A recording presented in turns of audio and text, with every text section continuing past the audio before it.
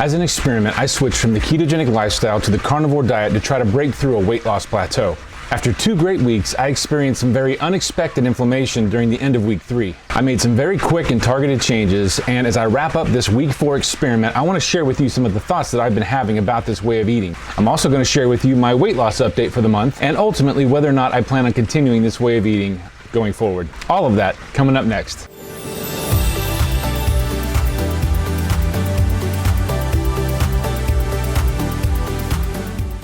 What's up everybody, Steve here, and I'm really excited to be able to share with you guys everything that's happened to me over the last 30 days of this carnivore diet experiment. I really want to encourage you to stick around to the end because I'm not only going to be sharing with you my experience over the last month, but I'm also going to be sharing with you my weight loss update and what I plan on doing going forward. And it may not be what either you nor I was actually expecting. So let me first update you guys all on the very unexpected inflammation that cropped up for me during the end of week 3. If you want to catch up on what happened during week 3, I would encourage you to check out that video after the end of this one. But just to bring you up to speed, after 2 very uneventful weeks, I had some massive inflammation flare up with me during the end of week 3. And I want to sincerely thank so many of you who weighed in with some incredible information as well as your own thoughts and experiences with me. It's hugely helpful. That gave me a ton of information and gave me some very targeted research that I know I need to do. As I mentioned in the very first video in this series, I was diving into carnivore without doing a whole lot of research. I know the ketogenic lifestyle very well, but with carnivore, I'm very inexperienced. I was basically just trying to break through a weight loss plateau. And truthfully, beyond that, that was about my entire motivation for doing this. So this should actually be a very good lesson for all of you who are considering doing any kind of new way of eating. Do your research, make sure you go in with both of your eyes wide open. But getting back to all of you, the thoughts and feedback, information, encouragement, all of it has been incredible, and I thank you so much for that. So while I didn't have a lot of time to do a ton of research on, you guys gave me so much information, it's gonna take me a while to do a lot of research there.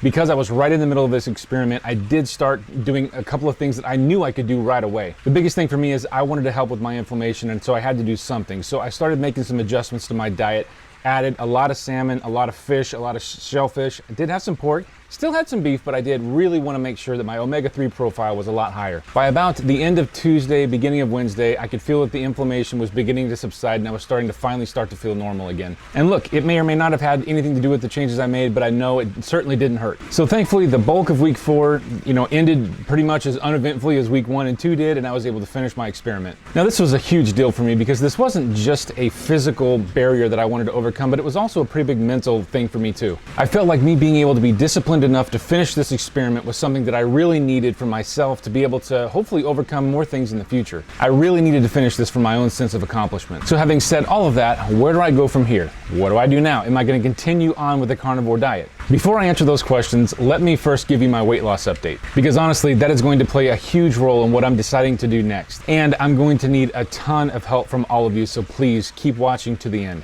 Okay, so let's get to my weight loss update. Through the first 3 weeks, as you guys remember, I'd lost almost 12 pounds. So for week 4, I lost a very solid 3 pounds, which basically brings my 4-week total up to 15 pounds. Yes, I'm super ecstatic and excited about this. I had been stuck at or around this weight for almost 4 to 5 months. So to be able to not only break through the plateau, but to do it by losing 15 pounds is incredible. But this incredible 15-pound weight loss in a month has actually done a couple of things for me. For one, it has completely reinvigorated me to continue on to this weight loss journey that I've been on. I've been on this journey for over 2 years, and I'm telling you, it can get discouraging. You can feel beat up. You can feel like quitting, all of those things. And I'll tell you, something like this is enough to that shot in the arm to make you want to keep going. And this has helped me to see that I can keep getting myself healthier and healthier. I think sometimes we can get to a point where we feel like we've hit a ceiling, but you know what?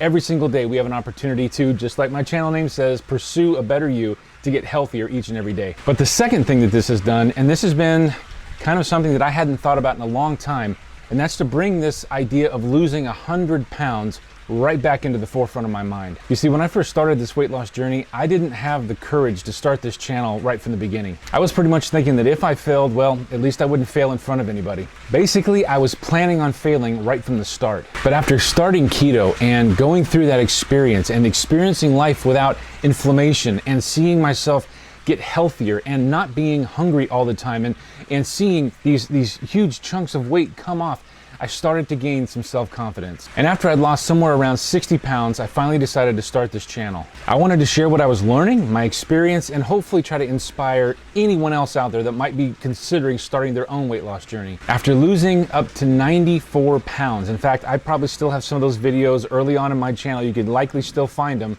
COVID hit. The lockdowns happened, shortages happened, depression hit. All of the things that we've probably all experienced happened, and over the next 8 months, I have effectively put on 25 pounds. And to be perfectly transparent with you, those pounds were on me right up until I started breaking through this weight loss plateau. But after what I've experienced on the carnivore diet so far, and after breaking through this weight loss plateau, and after losing these 15 pounds, I am now under 20 pounds left before I hit that 100-pound marker. And for the first time in a long time, I'm actually feeling like I can get there. And I'm thinking that carnivore might just be the tool that I use to help me cross that line. So here's where I find myself. I'm going to issue myself the 100-pound challenge. I want to be clear that 100 pounds is not my ultimate goal weight.